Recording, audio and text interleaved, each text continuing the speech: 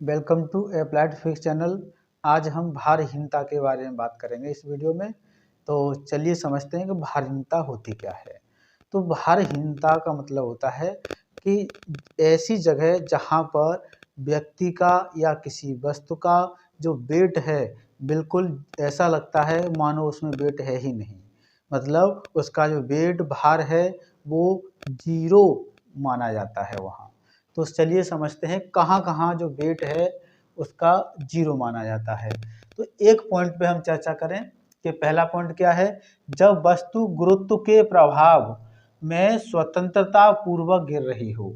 जैसे कि मान लीजिए इस वस्तु को हम, गुरुत्व का मतलब होता है ग्रेविटी, तो ग्रेविटी में ऐसे इस वस्तु को हम फ्री छोड़ दें, स्वतंत्रता पूर्वक छोड़ दें, जैसे ही फ्री छोड़ते हैं ऊपर से नीचे की ओर, तो फिर होगा क्या कि ये जो वस्तु है ऊपर से नीचे गिरी है, ये यहाँ पर ऐसा महसूस किया जाएगा कि मान लीजिए कि इसका कुछ भी वेट नहीं है, कोई भी वजन इसमें नहीं है, तो इसे कहते हैं भारहीनता।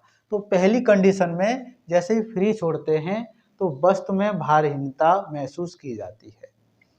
अगला पॉइंट क्या है, जब वस्तु बाह्य अंतरिक्ष में, अंतरिक्ष का मतलब ऊपर, अंतरिक्ष में शून्य गुरुत्व वाले स्थान पर हो। शून्य गुरुत्व का मतलब है नल ग्रेविटी, जहां पर ग्रेविटी नहीं है वहां पर वस्तु का जो वेट है वो शून्य माना जाएगा। कारण क्या है कि जो वेट है वो होता है mg के बराबर, और m है यहाँ पे मास, और m हमारा द्रव्यमान है यानी कि मास है, और g है ग्रेविटी एक्सेलरेशन, गुरुत्वीय त्वरण है, गुरुत्वीय त्वरण है। तो द्रव्यमान कभी भी जीरो नहीं हो सकता क्योंकि हमें W को जीरो को लेकर आना है, तो m तो जीरो कभी होगा नहीं। इसका मतलब स्मॉल g की वैल्यू जीरो होनी चाहिए। वास्तविक स्मॉल g की वैल्यू 9.8 को माना जाता है मीटर पर सेकंड स्क्वायर। तो g की वैल्यू को हम जीरो कैसे कर सकते हैं, तो पहली पॉइंट में ये बताया है कि फ्री छोड़ दी जाए वस्तु तब उसका g का मान जीरो हो जाता है यानी भारहीनता हो जाती है। दूसरा यह है कि शून्य गुरुत्व हो, नल ग्रेविटी हो, जहां ग्रेविटी नहीं होगी वहां g की वैल्यू हो जाएगी जीरो, मतलब उसका वेट हो जाएगा जीरो। तो 2 पॉइंट हो गए।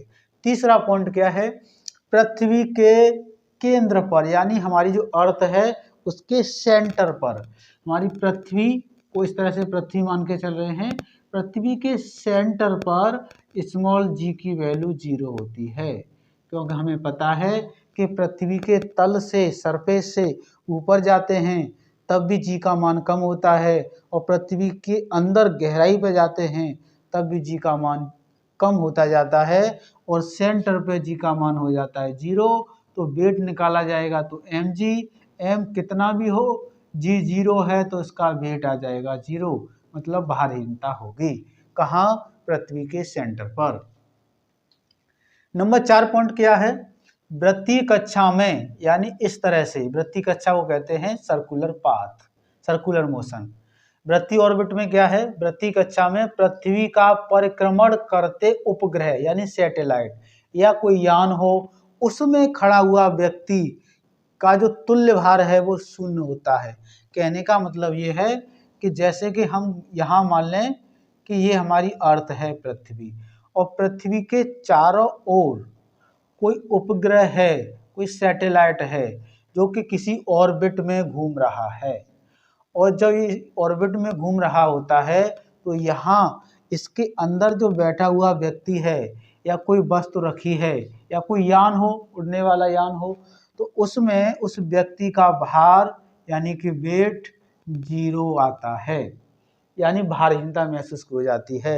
कारण यह है कि यहाँ पर इसको घुमाने के लिए पृथ्वी द्वारा लगाया गया अभिकेंद्र बल, कौन सा बल, अभिकेंद्र बल, इसे सेंट्रीपेटल फोर्स कहते हैं वो, और इसकी बाहर की ओर लगने वाला अपकेंद्र बल, अपकेंद्र बल जिसे हम सेंट्रीफ्यूग कहते हैं, सेंट्रीफ्यूग, सेंट्रीफ्यूगल फोर्स, तो ये दोनों हो जाते हैं बराबर, इसलिए ऐसी कंडीशन में भारहीनता देखी जाती है। तो हमने 4 पॉइंट के बारे में बात की कि कहाँ कहाँ व्यक्ति को अपना भार महसूस ही नहीं होता कि उसमें कुछ वजन है कि नहीं।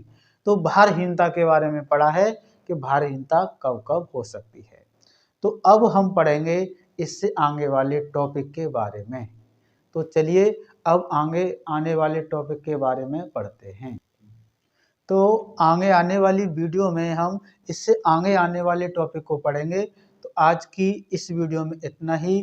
थैंक यू, धन्यवाद।